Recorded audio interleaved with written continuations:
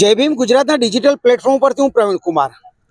આજે ભીમ આર્મી ભારત એકતા મિશન દ્વારા વડોદરાથી ગઈકાલે એ લોકો એક રેલીના સ્વરૂપે ગાંધીનગર એટલે કે ગુજરાતના પાટનગરમાં આવ્યા છે. એમનો મૂળ ઉદ્દેશ એ હતો અહીંયા આવવા પાછળનો કે માનનીય મુખ્યમંત્રી શ્રી ભૂપેન્દ્રભાઈ પટેલને તેઓ શ્રી એક આવેદનપત્ર આપવા માંગતા હતા. કારણ કે ગુજરાતની અંદર જે અનુસૂચિત જાતિ અને જનજાતિના લોકો ઉપર જે અત્યાચાર, જુલ્મ, શોષણ અને ખાસ કરીને બળાત્કાર જેવી ઘટનાઓ જ્યારે બની રહી છે અને વ્યાપક પ્રમાણમાં ઘટનાઓ બની છે, ત્યારે ભીમ આર્મી દ્વારા મુખ્યમંત્રીશ્રીને એક એવું આવેદનપત્ર આપવામાં આવ્યું છે અને એમાં એવું કહેવાય છે કે જે અનુસૂચિત જાતિ અત્યાચાર નિવારણ ધારા એક્ટ 1989ના આર્ટિકલ 17 મુજબ જે કાર્યવાહી પોલીસ ડિપાર્ટમેન્ટ દ્વારા થવી જોઈએ થતી નથી. અને આવા જે આરોપીઓ હોય છે એ આરોપીઓને પોલીસ સ્ટેશનની અંદર ટેબલ ટોકના માધ્યમથી જ એમને જામીન આપવામાં આવે છે. અને જે ગંભીર બાબત છે, ખરેખર જ્યારે અત્યાચાર નિવારણ ધારો 1989માં બનાવ્યો તો આમાં કડક જોગવાઈઓ કરવામાં આવી છે. તેમ છતાં ગુજરાત સરકાર અને ગુજરાત સરકારનું ગૃહ વિભાગ જે છે, જે પોલીસ ડિપાર્ટમેન્ટ છે, એ આ બાબતે એમ કહેવાય કે ખૂબ જ આળસુ છે અને આરોપીઓ પ્રત્યે એમનું કૂણું વલણ હોય એવું તેવું દેખાઈ આવ્યું છે. આજે અમારી વચ્ચે ભીમ આર્મીના વડોદરાથી અહીંયા રેલી લઈને આવી અને મુખ્યમંત્રીશ્રીને મળવા માટે સચિવાલયમાં ગયેલા વિનોદભાઈ છે. હું વિનોદભાઈ સાથે ચર્ચા કરીશ. વિનોદભાઈ, આપનો ગાંધીનગર, રાજેશભાઈ, આપનો ગાંધીનગરની અંદર સ્વાગત છે અને આપ ભીમ આર્મીના માધ્યમથી અહીંયા ગાંધીનગર આવ્યા છે, તો આપની શું માગણીઓ હતી અને શું આજનો આ તમારો ઉદ્દેશ હતો? જય ભીમ, જય ભીમ, જય સંવિધાન, જય મૂલ્યવાસી, જય જોહાર, જય આદિવાસી.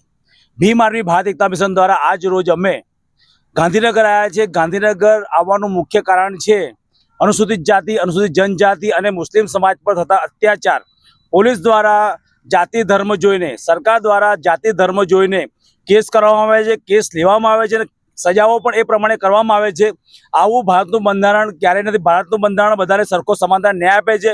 ન્યાયતંત્ર બગડી ગયું છે. એના માટે થઈને ડૉક્ટર બાબા સાહેબ આંબેડકર સંકલ્પ ભૂમિથી વડોદરાથી અહીંયા રેલી મારફતે આવ્યા છે અને સીએમને અમે ટાઈમ માંગ્યો હતો 1 કલાકનો સમય, પણ આજે સીએમ સાહેબ અહીંયા નથી એવું અમને જાણકારી આપવામાં આવી છે અને અમે ટૂંક જ સમયમાં સીએમ સાહેબ ફોન કરીને બોલાવશે એમની ઓફિસે.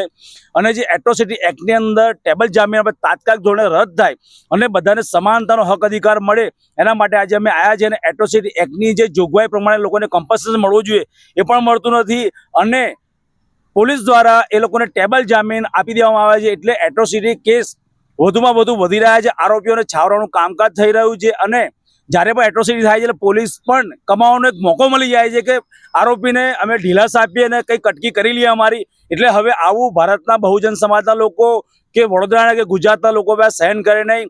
જો ટૂંક જ સમયમાં એટલે 1 કે 2 મહિનામાં કાયદો સરકાર લાવે નહીં ફરીથી કડકમાં કડક, તો આ ગાંધીનગર ફરીથી બાબા સાહેબના દીકરાઓ ઘેરી લેશે અને ગાંધીનગર ફરીથી લીલુંછમ થઈ જશે.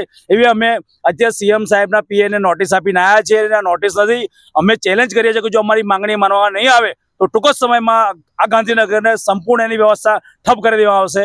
જય ભીમ.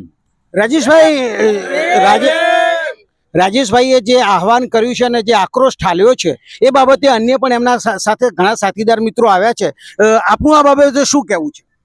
આદિવાસી સમાજ પર, મુસ્લિમ સમાજ પર જે અત્યાચારો થઈ રહ્યા છે એ અત્યાચારો બંધ થવા જોઈએ. કેમ કે જાતિવાદ જોઈને પોલીસ બી જાતિવાદ જોઈને આરોપીને સજા કરે છે, તોડપાણી બી એ રીતના જ કરે છે. તો જાતિવાદ લઈને આજે પોલીસ કે ગૃહ ખાતું કરતું હોય તો એ બંધ થવું જોઈએ. આજે એક વસ્તુ છે કે મુસલમાનની છોકરીને લઈને કોઈ હિન્દુનો છોકરો એ જતો રહ્યો હોય તો એ લવ જિહાદ ના કહેવાય, ને મુસલમાન હિન્દુની છોકરીને લઈને જતો રહે એ લવ જિહાદ થાય.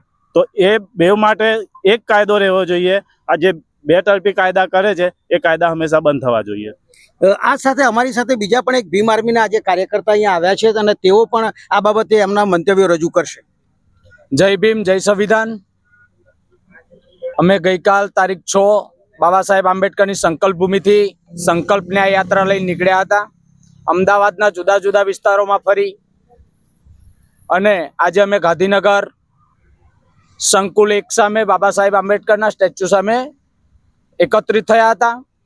સીએમને મળવાનો સમય માંગ્યો હતો. મળવાનું કારણ એક જ હતું કે એટ્રોસિટી એક્ટની અંદર કલમ 17નું 1989ની કલમ 17નું છડેચોક ઉલ્લંઘન થઈ રહ્યું છે, તે બંધ થવું જોઈએ. એટ્રોસિટી એક્ટની અંદર મૂળ કાયદાનો અમલ થવો જોઈએ, નહીં કે કહેવાતું એક જજમેન્ટ આઈપીસી અંતર્ગત આપવામાં આવેલું હરનેસ વર્સિસ સ્ટેટ ઓફ બિહારનો અમલ કરી રહ્યા છે તે બંધ થવો જોઈએ.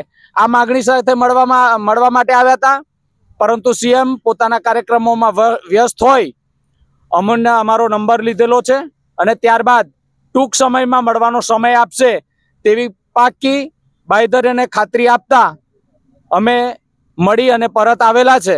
આવનારા સમયોમાં જો ટૂંક સમયમાં મળવાનો સમય નહીં આપવામાં આવે અથવા તો કાયદામાં સુધારો કરવામાં નહીં આવે તો ઉગ્રથી ઉગ્ર આંદોલન કરી ફરીથી આ ગાંધીનગરની બાબા સાહેબ આંબેડકરના સ્ટેચ્યુથી આંદોલનની શરૂઆત કરીશું. તે વખતે કોઈ પણ જાતની બાંધ છોડ કરવામાં નહીં આવે. એમને પછી જે કરવું હોય એ કરે. આ અલ્ટિમેટમ છે. શોર્ટ ટર્મમાં અમારી માગણીઓ સંતોષ આવી જોઈએ એવી આપના માધ્યમથી ગુજરાત સરકારને માગણી કરીએ છીએ. જય ભીમ, જય સંવિધાન, જય મૂળ નિવાસી.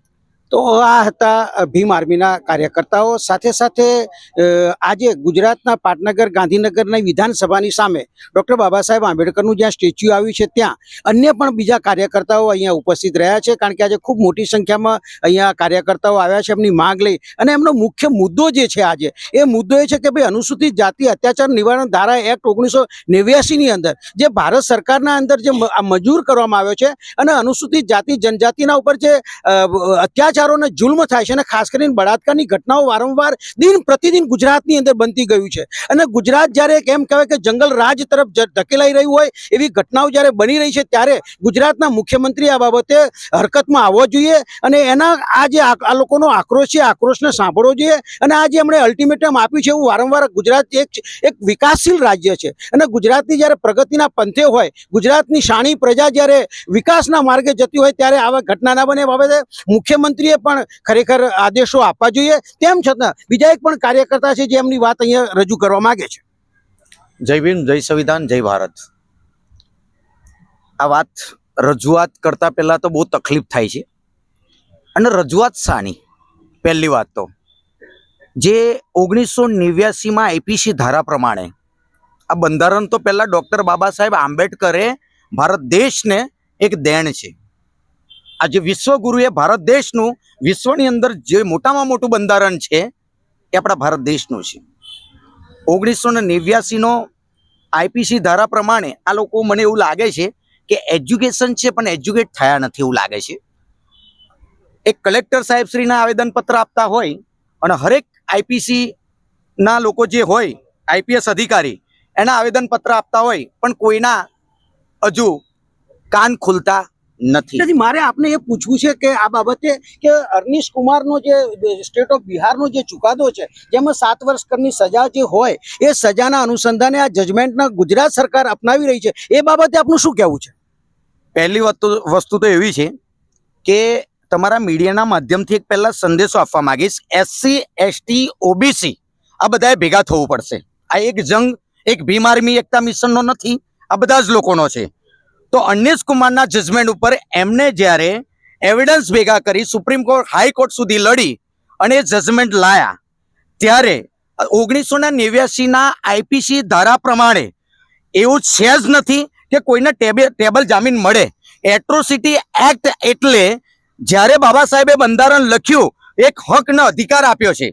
હવે આ હજુ સુધીની અંદર એનો નિકાલ કર્યો નથી, એટલે આને અમે વગોડીએ છીએ. ધન્યવાદ આપનો. તમારોમાં ખૂબ આક્રોશ છે અને આક્રોશ વ્યાજબી પણ છે અને હોવો પણ જોઈએ, કારણ કે દિન પ્રતિદિન જે આવી ઘટનાઓ બની રહી છે જે ખરેખર વખોડવા લાયક છે અને આવું ન બનવું જોઈએ. ગુજરાત હંમેશા શાંતિની વરેલું રાજ્ય છે. તેમ છતાં આ આપના માધ્યમથી અમારી જે જય ભીમ ગુજરાતનું જે ડિજિટલ પ્લેટફોર્મ છે એના માધ્યમથી અમે આ સંદેશો આપીશું. અને ગુજરાતની અંદર ખાસ કરીને એમણે એ પણ વાત કરી છે કે રાજ્ય સરકાર તો માની લો કે એમ કે રાજ્ય સરકાર તો આ બાબતે ગંભીરતા નથી, પણ આ સમાજ પણ ગંભીરતા બનવા માટે એમણે આહવાન કર્યું છે. તો આજના દિવસે આ કાર્યક્રમ અહીંયા અમને જે યોજ્યો હતો મુખ્યમંત્રીને મળીને આવ્યા છે. જય ભીમ ગુજરાત જે લોકો અહીંયા ઉપસ્થિત રહ્યા છે એમનો પણ આભાર માને છે અને જે લોકો આ ચેનલને સબસ્ક્રાઇબ કરશે એ બધાનો આભાર માને. જય ભીમ, નમો બુદ્ધાય.